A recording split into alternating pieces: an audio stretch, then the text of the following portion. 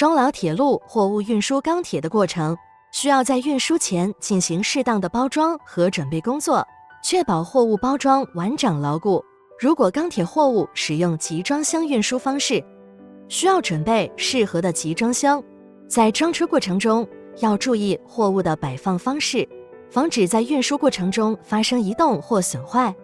在运输钢铁货物时，需要采取一系列安全措施，确保货物运输安全，这包括货物包装牢固、集装箱密封、装车平稳等措施。钢铁货物通过中老铁路铁路运输，通常会选择专门用于运输重型货物的货运列车。跨境运输钢铁货物需要办理相应的清关手续和报关手续，确保货物合法进出境，可以便捷、安全地将钢铁产品从中国运往老挝，促进两国之间的贸易往来与合作。